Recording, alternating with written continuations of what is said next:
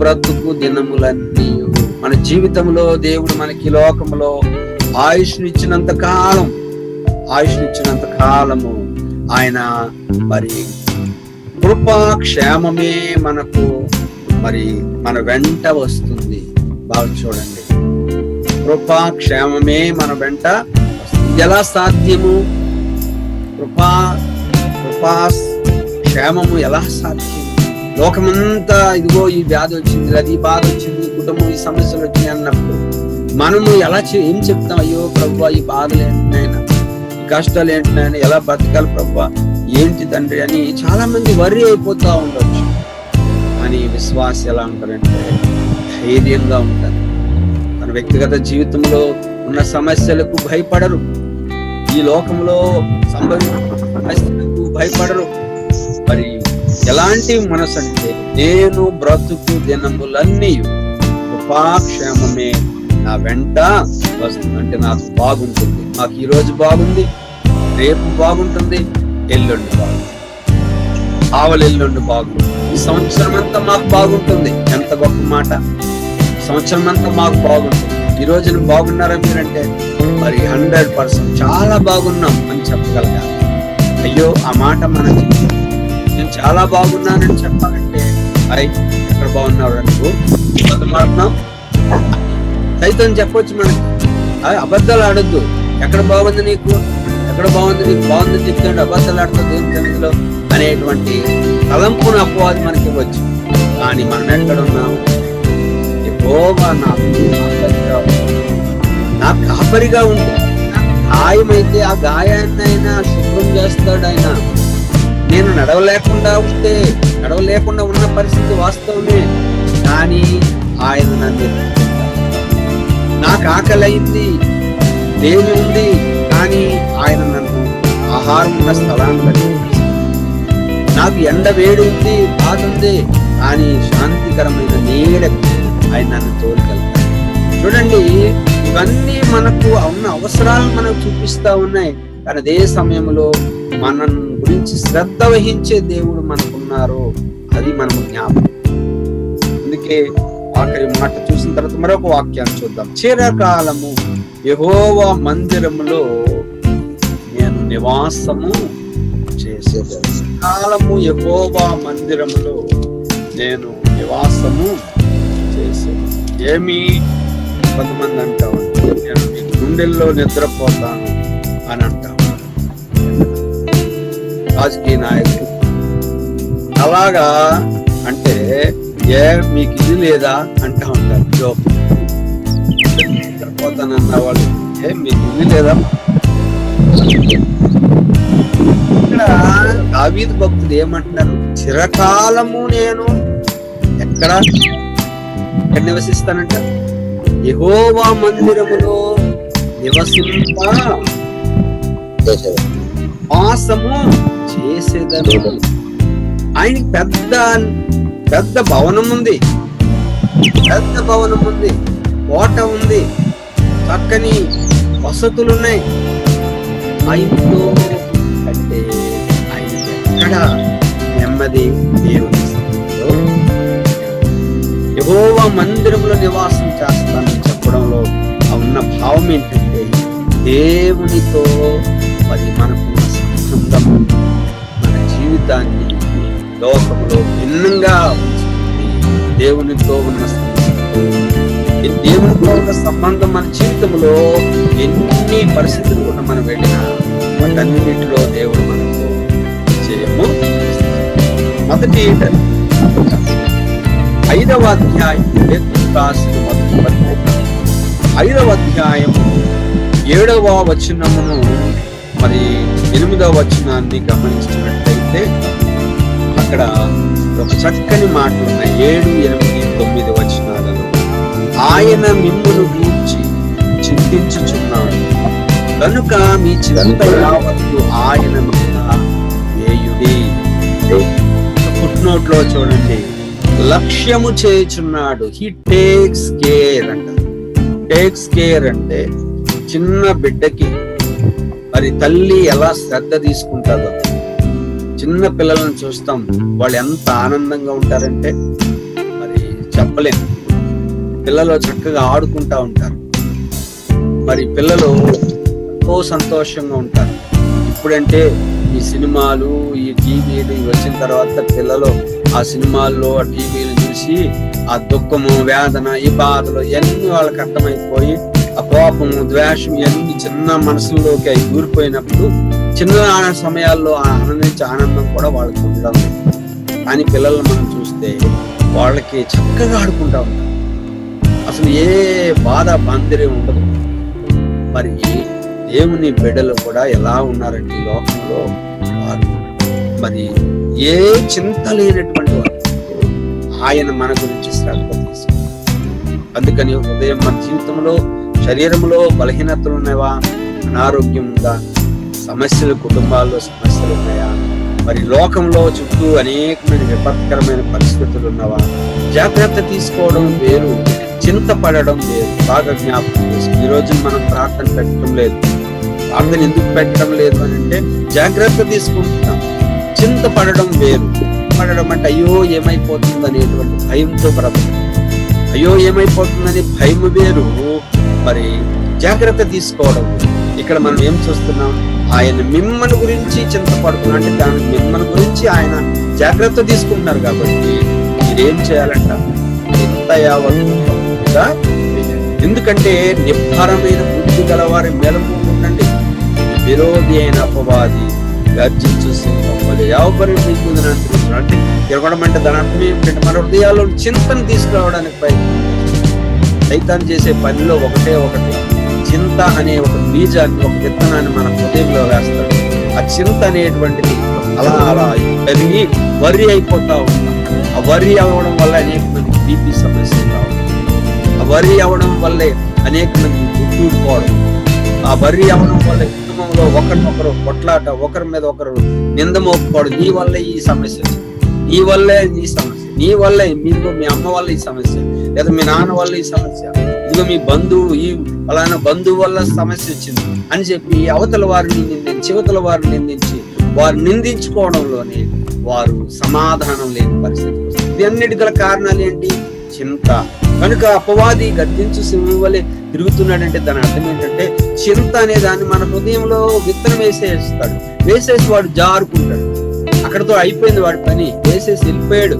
వెళ్ళిపోతే ఆ చింత రోజు పెద్దదయ్యి మనల్ని పట్టి పీడించి తినేస్తాం.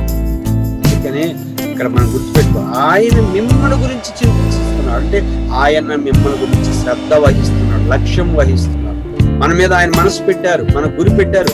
ఆయన కళ్ళు దృష్టి మన పైన ఉంది. కాబట్టి ఎలా ఉండాలంట, మనం ఏ చింత లేని వారు ఉండాలి.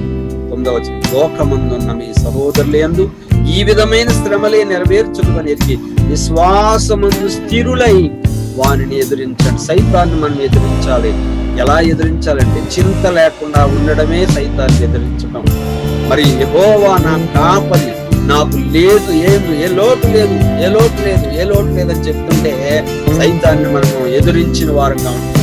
ఏ లోటు లేదంటే పోయి ఇంట్లో వేస్ట్ నాయన, నేను పొద్దు నుంచి సాయంకాలం దాకా ఇంట్లో ఉండి ఎవరో ఒకరు మనసులో దుఃఖం తీసుకొద్దాము, వర్రీ తీసుకొద్దామని ప్రయత్నం చేస్తుంటే ఎవరో లొంగుతలేదురా.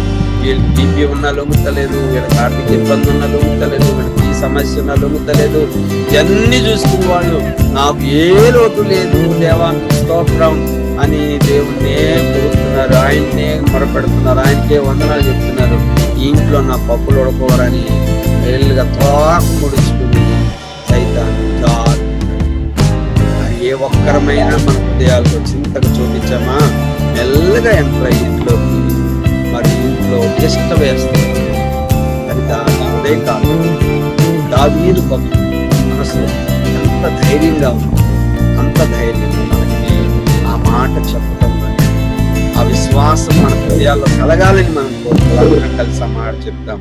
యెహోవా నా కాపరి, నాకు ఏమీ యెహోవా నా కాపరి, నాకు ఏ లోటు కలగదు. కాపరి, నాకు ఏ లోటు లేదు. మరొకసారి చెప్తాం, 5 సార్లు చెప్తాం. యెహోవా నా కాపరి, నాకు ఏ లోటు నాకు యెహోవా నా కాపరి, నా కాపరి, ఏమి నాకు లేమి కలుగు. యెహోవా నా కాపరి, కాపరి నాకు లేమి కలుగదు. యెహోవా నా కాపరి, నాకు లేమి కలుగదు. ప్రభువు ఈ మాటలు మన హృదయాలలో స్థిరపరచును గాక. మనలను సమాధానముతో ఆయన కాపరత్వంలో మనలను నిలుపును గాక. ఆమేన్. దయచేసి ఒకరు ప్రార్థన చేయండి. మరి ప్రేరేపించబడ్డ వారు ఒకరు ప్రార్థన చేసినప్పుడు మిగతా వారు ఏకీభవించి మరి భయంకరమైన పరిస్థితులలో మనలను మన కుటుంబాలను ప్రభు తన సంరక్షణలో భద్రపరిచినట్టు, ఆయన కాపుదలలో భద్రతలో మనం నిలిచి ఉన్నట్టు ప్రభు సహాయం ప్రార్థించుకున్నాం. ఒకరు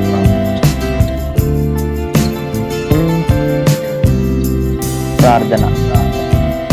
పరిశుద్ధుడా ప్రేమగల తండ్రి యేసయ్యా, నీకు వందనాలు, స్తోత్రములు చెల్లించుకుంటున్నాం ప్రభువా. నా తండ్రి యొక్క విశ్రాంతి దినం నాయన ఉదయకాలం ప్రభువా నిన్ను ప్రార్థించుకోవడానికి తండ్రి నీ బిడ్డలమైనటువంటి మాకు నాయన ఈ యొక్క టెలిఫోన్ ద్వారా తండ్రి అటువంటి వర్తమానం నీకు వందనాలు, స్తోత్రాలు చెల్లించుకుంటున్నాం ప్రభువా.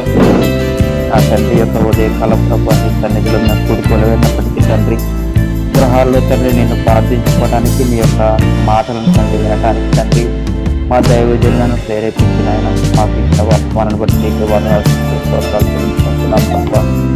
ఆయన చేస్తున్న వారికి ఆయన కలిగించిన విధంగా ప్రభువా నీవు మాకు కాపరిగా ఉన్నప్పుడు మాకు ఏ లోటును ఉండదు ప్రభువా.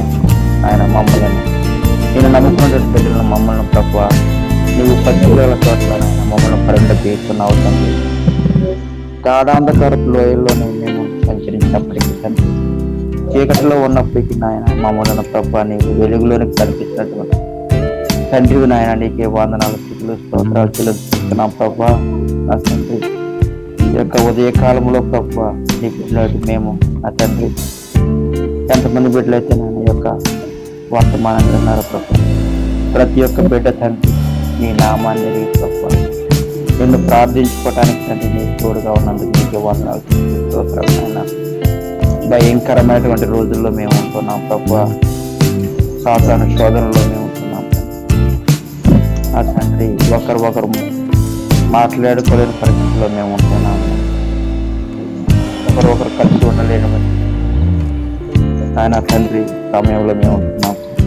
అయినప్పటికీ తండ్రి నేను నమ్మినటువంటి బిడ్డలు ప్రభా మమ్మల్ని ప్రభా ఆయన మంచి ఆరోగ్యవంతులుగా ఉంచినందుకు నీకే వందనాలు, స్తోత్రాలు చెల్లిస్తున్నాం ప్రభా.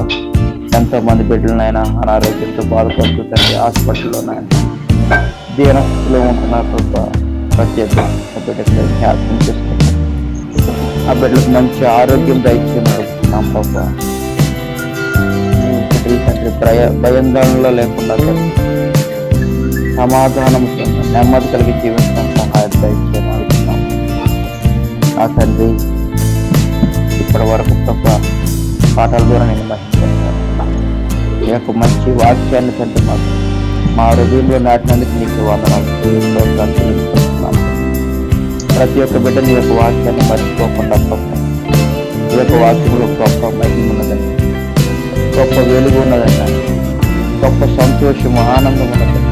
జ్ఞాపకం చేసుకుంటాం మా యొక్క కుటుంబాల్లో తండ్రి నేను ఆయన సంతోషముగా నాయన మా పిల్లలతో మా బంధువులతో మా సంఘంతో ఉంటానికి సహాయం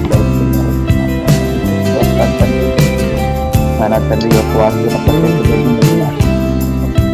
ఈ యొక్క వాక్యాన్ని మా హృదయంలో మధ్యలో నీవు తోడుండగా తండ్రి మా ఏ దిగులు లేదు, నీవు మాకు గొప్ప దేవుడు ఆయన. మళ్ళీ ఉదయకాలం అయినా 10:30కి తిరిగేటువంటి మళ్ళీ ఆరాధనలో మీరు తోడుగా ఉంది. ఈ బిడ్డలు ప్రతి ఒక్క బిడ్డ ప్రేరేపించి ఈ యొక్క వాక్యాన్ని ఆశపడి వినటానికి ఆ బిడ్డలు సహాయం సాతాన్ని అనేక విధాలుగా పరుస్తున్న సార్ సాతానికి లోబడిపోకుండా గొప్ప నా తండ్రి నిన్ను ఆయన తండ్రి మేము గుర్తిరిగి జీవించడం సహాయం దయచేయమని యొక్క ఉదయకాలం ప్రభు మేమున్న వాక్యం మేము జ్ఞాపకం చేసుకుంటూ మా ఉద్యోగాల్లో మా కుటుంబాల్లోని మేము జీవించడానికి సహాయం దయచేయమని అడుగుతున్నాం ప్రభు. నీకు స్తోత్రాలు నాయన. శత్రువులు నాయన ఎదురు నీవు నాకు భోజనం సిద్ధపరుచున్నావు కలిగిస్తున్నావు. నేను బ్రతుకు దినములన్నీ తండ్రి కృపాక్షేమం నా ఎంట వచ్చిన చిరకాలము యెహోవా మందిరంలో నేను చేసేదా మేము నమ్మించండి గుర్తిరిగి ప్రభు ఈ యొక్క వాక్యములో నాయన ఇంకా బలపడటానికి నా సహాయం దయచేయండి. అది కన్ను కాపరికై నీకు వాళ్ళను ఇంకా అనేక విధాలుగా ఈ యొక్క వర్తమానాన్ని ఈ యొక్క స్వార్థను చెప్పడానికి కాబట్టి మంచి ఆరోగ్యం జ్ఞానమును తెలియని దయచేయండి. కుటుంబంలో మీరు ఉండండి. భార్యను బట్టి కుమార్తెను బట్టి నీకు వాళ్ళు తెలుసుకుంటున్నాం. ప్రతి ఎక్కువ నేను వాక్యం పదిలి పరిస్థితి నేను జీవించడానికి సహాయం దయచేసి వాక్యం ప్రత్యేక పెట్టుకున్నాను. ఈ యొక్క అడుగుజాడల్లో నాకు సహాయం దయచేసి రాజరీతిని వేసుకున్నాము నడివేడుకొంచున్నాం తండ్రి. ఆమేన్.